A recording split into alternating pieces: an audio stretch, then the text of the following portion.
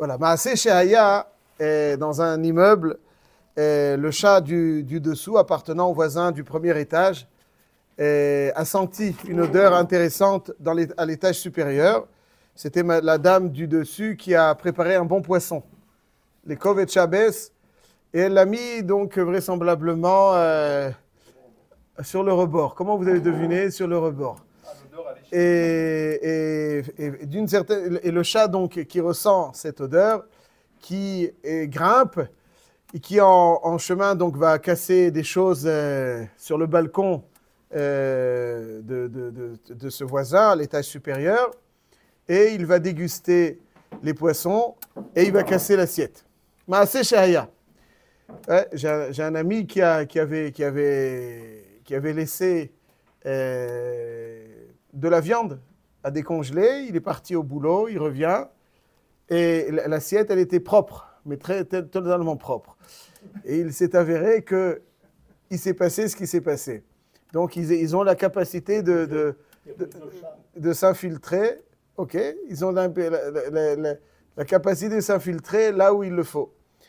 Et donc la question est, est-ce qu'il est chayav de payer tous les dégâts qu'il a causés pour arriver à manger, ou bien il est chayav, c'est keren, alors il n'a pas été néné. Comment on va qualifier tout cela?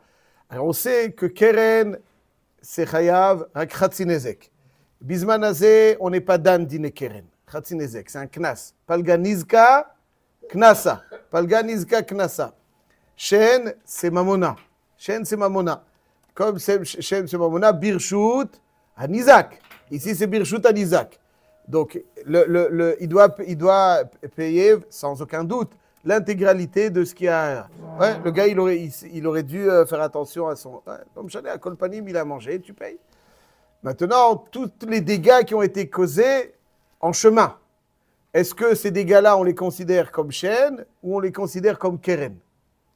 Parce qu'il n'a pas mangé les dégâts qu'il a fait. Non, Shen, c'est un ala. Il a fait Regel ou Keren. Regel, Chazak ou Baor, M. Cohen. Ah, voilà, et ça, faisons bien attention. On veut tout de suite à cette question. Donc, comme je récapitule le point, il est évident qu'il est capable de payer ce qu'il a mangé, mais les dégâts causés en chemin, est-ce qu'il doit les payer Nezek Shalem ou pas?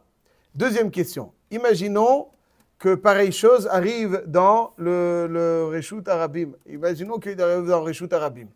Il y a un chat quelqu'un, ça aussi c'est arrivé, quelqu'un il a laissé une caisse de poulet dans le Reshut Arabim, il est monté à la maison, il revient et ils étaient en train de se servir. C'est un manque d'adresse. Est-ce que, alors imaginons que alors ça c'est FKR, c'est FKR, c'est des chats FKR. Mais imaginons que c'est un chat qui appartient à quelqu'un. Est-ce qu'il est chayav de quoi que ce soit ou il est pas tour les gamrés? C'est notre deuxième question. Birshut Arabim, c'est Cohen. Quoi, Meshouné de manger du poulet pour un chat? Non, tu vois, quand ça chante, n'importe qui peut manger. Non, lâchez là. Ok, donc le propriétaire. Il peut manger. Shen Birshut Arabim. Shen Birshut Arabim. Patour. Ok, alors voyons. La Gemara nous dit, donc, dans Dafraf Amoud Aleph, et je lis une petite Gemara très rapidement. Aou Barcha. Il y avait donc une chèvre. De'ava lifta puma dedana. Il y avait un légume posé sur le haut d'un fût. Sarir selik. Donc il est monté. Achla la lifta vetavre le dana. Et elle a mangé le légume et elle a cassé le fût. Alors, chive rava a lifta ve dana nezek shalem. Maïtama. Keivan de orche le mechal lifta urche nami le saruche ul mislak. Ici, il y a marqué dans la Gemara, donc il y a un yisod. Il faut retenir de ilchot shen. Que shen, on ne considère pas simplement ce qu'elle a mangé pour être hayav nezek shalem dans le Reshut Anizak, mais tout ce qui est attenant à ce nezek de chêne, parce que ça veut dire c'est le moyen pour l'animal de parvenir à ses fins, manger, tout cela est considéré chêne. Chêne, c'est l'avdavka ce qui aura une ana'a lezeka. Chêne, c'est aussi ce qui mène à cette ana'a. Et étant donné que pour parvenir à cette achila, il doit passer par un itinéraire. Tout ça, c'est Shen. Pourquoi? Parce que le Nezek, motivé par une Ana'a, même si en lui-même, il n'est pas une Ana'a, il est aussi sous l'appellation Shen. Shen, ce n'est pas simplement l'objet de la Ana'a, l'aliment de la Ana'a. Shen, c'est tout ce qui mène à cette Ana'a. En conséquence, le chat, par exemple, dans notre cas, qui fait des dégâts en montant pour arriver à manger le poisson. Tous les dégâts, il les a commises parce que motivés par une achila. Donc, tous les Nezekim qui sont motivés par la achila, ils sont sous l'appellation Shen, et en conséquence, ils payent surtout Nezek Shalem. Ça, c'est le Yesod qu'il y a marqué donc, dans Rava. En conséquence, il payera dans notre cas Nezek Shalem. Dans le cas où ça s'est passé dans le Reshut Harabim, le Chaora, il ne devrait pas être Hayav. C'est passé dans le Reshut Harabim, Shen Birshut Harabim, pas tout. Néanmoins, faisons bien attention. Il faut savoir qu'il y a dans la halacha, dans Choshen Mishpat, plusieurs sources de chiyuv, de remboursement. Il y a le hezek, comme on l'a vu, mais il y a aussi ce qu'on appelle hana'a, il y a aussi ce qu'on appelle mishtarshe. Il y a une hana'a, il y a ce qu'on appelle mishtarshe. Qu'est-ce que j'entends par là? Imaginons qu'une personne, dans l'absolu, imaginons qu'une personne invite une autre au restaurant. Maintenant, elle ne l'invite pas avec une habitude de lui payer le restaurant. Il lui dit, mais il n'y a pas d'umdena qui a une mechila. Moi, ou bien je sers quelque chose à quelqu'un sans qu'il y ait d'évaluation qu'il le lui offre. Non, il ne lui a pas demandé de payer. La personne a été nénée. Combien il faut payer? Ce qu'elle a été nénée. Ça veut dire qu'elle n'a ni volé, elle n'a ni endommagé, elle n'a ni emprunté. Elle a mangé quelque chose qui lui a été proposé. Alors c'est pour ça que je dis, si elle était invitée dans le sens où je paye, c'est évident qu'elle ne doit pas payer. Mais quelqu'un qui a été né sans qu'il y ait pour autant d'évaluation, d'estimation que la personne dont elle est née, il lui offre, l'ana elle-même, elle est mechayevet. C'est-à-dire quand tu as été né de quelque chose, tu dois payer ta ana'a. L'ana'a elle-même, elle est mechayevet. Imaginons que quelqu'un a l'habitude de manger chaque jour un yaourt. C'est son repas de midi avec du pain. Et un jour, il est invité par quelqu'un sans qu'il y ait une estimation qu'il le lui offre. Il lui donne un plat plus savoureux. Il doit payer le plat. Pourquoi? Non, s'il lui demande rien, il ne lui demande rien. Mais s'il lui demande, alors effectivement là, le fait d'avoir été né, c'est mechayev. La hana'a, elle est mechayevet. C'est un klal gadol. Il n'a pas été né. Il n'a pas été né. Il n'a pas été né. S'il n'a pas été né, il n'est pas né. Mais s'il est né, la hana'a elle-même, elle est mechayevet. Quelqu'un qui mange un mariage, il se rend compte qu'il n'est pas dans la bonne salle. C'est un peu le cas? Ah, voilà. Une excellente question. Quelque chose qui est arrivé à M. Cohen. Il est parti à le mariage de sa petite fille, et il a confondu la salle, il a mangé dans l'autre salle. Il a reconnu personne. Non, mais le Mina Shamaim, c'est quand il est sorti de la salle, c'était à la fin de l'autre salle, ils se sont rencontrés, il le cherchait, il était dans la salle d'un côté. Alors la question elle est, est-ce qu'on doit payer son plat? Parce que Aresov Kolsov, il a... Oh, ça parce que celui qui vous a invité, je suis sûr qu'il est indulgent. Enfin, vous a invité. Vous a imposé, vous êtes imposé, il est indulgent. Il ne va pas vous faire payer. Mais imaginons... Bon, si le Baal Habayit, c'est rare que dans une choupa... Non, attendez. En général, dans une choupa, je ne connais pas de Baal Simcha qui va pas être content quand quelqu'un rentre. Vous connaissez, vous, s'il y a quelqu'un d'un intrus qui rentre, vous lui dites hey, Sors. Qui n'est pas dans la liste. Non, non. Ça, en général, quand il y a la joie, le corps est ouvert. Le cœur est ouvert. Mais dans un cas où c'est pas comme ça, quelqu'un qui rentre, voilà, dans un hôtel et il a confondu, il a mangé, le patron de l'hôtel, il lui dit mais il n'en est pas question. Ah, ben, qui doit payer. Ah, lui il dit mais moi je pensais que c'était la Brit Mila, c'était aujourd'hui. Je suis venu, j'ai mangé. Et puis finalement, si j'avais pas su, j'aurais mangé pain beurre. Et maintenant, j'ai mangé tout ce qu'il faut. Eh bien, il doit payer tout ce qu'il faut. Pourquoi? Parce qu'il a été né. Effectivement. Tant qu'il n'y a pas d'estimation qu'on les bochel, Au Soukot, mon fils, lorsqu'il a fait l'hôtel à Kafressine, il y a des touristes qui sont des autres. ils sont venus manger. Ils ne savent pas qu'ils ont passé, ils ont trouvé Souka, ils ont rentré.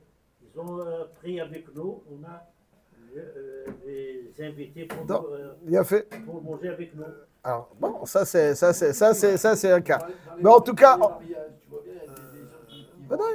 Non, mais c'est pour ça que je dis, dans un mariage, il faut vraiment être un gars bizarre pour empêcher quelqu'un que tu ne connais pas de rentrer. Il faut être comme ça et bar comme ça. Je ne vais pas rentrer dans ça. Mais même s'il ne rentre pas, je ne dis pas qu'il faut le faire. Mais si tu sais que le baït est makpid, il est makpid. Mais en général, quelqu'un qui a faim, qui vient manger, on ne va pas le mettre dehors. Même si ce n'est pas quelque chose qui se fait. Bon. Pas seulement, on ne peut pas le mettre dehors. C'est Balabaït, il est heureux. Ouais, de toute façon, c'est payé. De toute façon, c'est bon. Ceci étant, il y a le chiouf de néné. Ouais, ça, c'est le chiouf de néné. Le chiouf de néné, c'est ce dont j'ai profité. Alors, faisons bien attention. Il y a, même si moi, finalement, ce que j'ai économisé en mangeant, c'est 5 shekels, mon pain beurre. Mais ce dont j'ai profité, c'est 200 shekels. Alors, ce que j'ai économisé, c'est 5 shekels. Je ne paye pas seulement les 5 shekels. Il y a un chiouf de néné. Mais il y a un autre chiouf de mishtarché. Ça veut dire, lorsque je n'ai pas été néné, mais que mes biens ont été bonifiés, ça aussi, c'est chayav. Je donne un exemple très rapide parce que c'est important quand on rentre dans la sugia de néné d'Afraf de Baba Kama. C'est la sugia de néné par excellence. Entre autres, il y a aussi des sugyot de Bakama, mais c'est une des grosses sugyot de Néné, juste il faut préciser la chose. Il y a marqué que dans Gemara dans Choulin, qui rapporte l'enseignement suivant. Gorno. Donc il y avait une meule, on étudie PA dans les Mishad, une meule dont on n'a pas encore prélevé Trumot ou Maasrot, qu'on aurait dû donner aux Kohanim, aux Lévi. Il avait une dette chez le roi. Ils sont venus, ils ont pris la meule entièrement. Ça correspondait à la dette. Ils devaient 100, ils ont pris à l'intérieur de cette meule, il y avait des maasrot. Est-ce qu'il doit rendre les maasrot? Il doit payer les maasrot aux Kohanim et aux Léviim, Trumot ou Maasrot. Il n'a pas été néné. Voilà. Mais la Mishnah nous dit, Are she'ansu bet hamelech gorno, im bechovo chayav le'aser. Im bechovo chayav le'aser. Il a le devoir d'être me'aser et de donner. Donc, voilà. Maintenant, il y a un paradoxe. Et là, on va voir le Tosfot très rapidement. Si quelqu'un mange par inadvertance, Trumot ou Maasrot. Trumot, donc c'est plus grave, mais Maasrot, c'est Choulin. Ouais, il a prélevé Maaser, il a mangé. Est-ce qu'il est chayav de le rembourser? Est-ce qu'il y a un digne de le rembourser? Alors, c'est Mamon Shel Utoveim. Qui est-ce qui va lui demander c'est Mamon Shel Utoveim. Qui est-ce qui va lui demander? Alors, il y a un grand tzad qui soit ptouri. Pourquoi? Parce que c'est Mamon Shel Utoveim. Il n'y a pas quelqu'un qui est propriétaire. Il a un devoir de le donner. Il n'a pas mangé quelque chose appartenant à un individu. Donc, il n'est pas tour. C'est Mamon Shel Utoveim. Et ici, il y a marqué qu'il doit, quand le Ansu Bet Hamelech Gorno, il doit prélever et donner. Soit il demande, où est la différence? Matnot keuna ksheachlam, mishtar shele, shebimkom zelo achal davar acher, v'amay patour. Aochel matnot keuna, il est patour. C'est maman shel notoveim. Pourquoi? Là, c'est la question de Tosfot, la réponse est très importante. Pourquoi, lorsque le Bet Hamelech a pris donc cette meule dans laquelle il y avait des maasrot, il doit les payer, alors que si lui-même les mange, il est patour? Réponse. J'aurais dit Tosfot, delo damilan sou bet hamelech gorno, de tartem lo lakach bishelo, aval bachlo efshar delo bishtar shele sheya mitane. Ça veut dire comme ça. Tosfot ici nous dit qu'il y a deux mechaïvim. Il y a mishtarché, il y a néné. Lorsqu'il y a mishtarché, ça veut dire quoi mishtarché? Ça veut dire que si ils n'avaient pas pris cette meule avec le maaser, ils auraient pris autre chose. Donc c'est le fait d'avoir pris ça, le maaser appartenant au Lévi'im, m'a permis de posséder quelque chose. Grâce à ça, je possède quelque chose que je n'aurais pas possédé sans ça. Donc le fait de posséder cette chose-là, qui a été générée par le maaser, ça définit ce que je possède en plus grâce au maaserot comme appartenant au Lévi'im. C'est pour ça que je dois donner le maaser. C'est ce qu'on appelle mishtarché. Je n'ai pas été né, on me l'a pris. Bon, bechovo, c'était juste, licite, c'était légal, c'est pas... Mais sauf que cette prise de ce maaser m'a permis de posséder. Parce qu'ils n'avaient pas pris le maaser, ils ont pris autre chose. Donc ce que je possède, c'est grâce à ça. Donc lorsque je possède quelque chose grâce à quelqu'un, le din, il est mishtarché. Ça s'appelle mishtarché. Imaginons que quelqu'un je devais refaire la peinture. Ouais, et puis de ma maison. Il est venu, il a fait la peinture. Maintenant, ma maison, donc... c'est bon. Dès que je dois lui payer. Pourquoi? Parce que c'est mishtarché, ce qu'on appelle mishtarché. Je ne peux pas lui dire, bon, prends ta peinture. Ouais, c'est mishtarché. Dans le cas de il m'a rien demandé. Mais c'était quelque chose, c'est sadé à Souyalita. Ouais. C'est quelque chose qu'il aurait dû faire. C'est pas quelque chose... Dans le cas de la meule de foin, ce qui aurait la particularité de au Kohen et au Lévi, maintenant il n'a plus, mais il a que 100 shekels, donc il doit prendre une partie de ces 100 shekels donnés au Kohen et au Lévi. Il doit donner la partie correspondante, l'évaluation qui est chez lui, en argent. Parce qu'ils ont pris quelque chose de l'autre, et grâce à ça, qui appartient à l'autre, c'est mishtarché. Donc, quand il mange par inadvertance, c'est pas mishtarché. Et c'est ça tout le paradoxe. Quand je mange, c'est pas parce que j'ai mangé que je possède plus. Parce que, haïti mitane, t'as soit il dit. Ça veut dire, ça c'est un mechayev de néné. Et quand c'est chayev mishum néné, c'est ma monchen lotovim, c'est une dette que j'ai. Ok, c'est qui est-ce qui me la demande? Mais dans mishtarché, c'est pas simplement un chiyuv de néné. C'est que ça, le maaser a généré ça. Vous voyez ce que je veux dire? Quand c'est néné, elle n'a rien généré. C'est une ana. Alors, une ana, quand il y a quelqu'un qui peut la revendiquer, je dois la lui payer. Mais mishtarché, ça c'est autre chose. Mishtarché, c'est que je possède plus grâce à cette chose. Grâce à ce mammon qui appartenait à quelqu'un d'autre, avec votre permission. Donc ça, c'est la différence entre néné. Quelqu'un qui mange maintenant de keuna, tu ne peux pas dire mishtarché. Pourquoi? Est-ce qu'en mangeant, je possède davantage? C'est pas vrai. Je ne possède pas davantage. Et en conséquence, parce que j'aurais pu être mitané, donc je ne possède pas davantage. Seulement, j'ai été néné. Alors, néné, c'est un chov. C'est un chov. À qui j'ai ce chov? C'est pas clair. Mishtarché, c'est que ce qui a été pris à la place de ce qui aurait dû être pris, ça a généré ça. Donc l'existence de ça appartient à celui à qui appartenait l'objet pris à la place de cet objet qui aurait dû être pris. Donc c'est pas un chov, c'est que mamoni gabar. C'est pas un chov, une dette de néné. C'est un mamoni gabar, ça veut dire que ce que tu possèdes, en réalité ça ne t'appartient pas. Parce que ça a été généré, son existence est là grâce à ce jeu. Donc ça c'est notre kuna. Ceci étant, même quand une BMA a mangé dans le Reshut Arabim, où il n'y a pas de chiyuv de mazik, il y a un chiyuv que ma BMA, tu ne peux pas dire, ma BMA maintenant elle a plus d'énergie, mon mammon a été bonifié. Donc, je n'ai pas à la nourrir. Donc, j'ai pas à la nourrir, elle est bonifiée par les vitamines qu'elle a pris, elle a mangé 1 kilo de séorim. Et maintenant, elle va travailler. Donc, même si on dit qu'il n'y a pas de mazik, imaginons qu'elle a mangé quelque chose de très, très, très, très bon, très savoureux, très cher. Moi, je n'ai pas besoin de lui payer tout comme dans un ézec. Je n'ai pas besoin de manger. Elle a mangé le poulet. Moi, je n'ai pas besoin de poulet. Je peux lui payer. Mais je lui paye ce qui correspond à l'énergie emmagasinée que j'aurais dû lui donner. Pas midin mazik, mais c'est un petit peu comme mishtarché là-dessus. C'est pas seulement néné.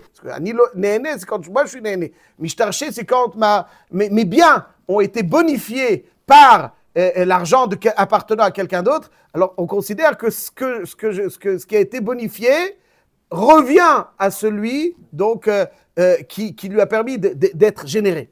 Donc, c'est bonifié, il y a quelque chose qui a été généré. Ça, c'est le chiyuv de mishtarché. En conséquence, même une BMA qui mange dans le Reshut Arabim, même si elle n'est pas chayavet midin shen, midin mazik, mais chayav midin néné de mishtarché. Pour le voisin, Donc c'est pour ça. Non, le voisin, c'est Nezek Shalem, les gamrés. Mais même quand on mange dans le Reshut Harabim, il ne serait pas Chayav Midin Mazik, aval il est Chayav Midin Mishtarché, parce que ses biens ont été améliorés. Par rapport à ce qu'il a.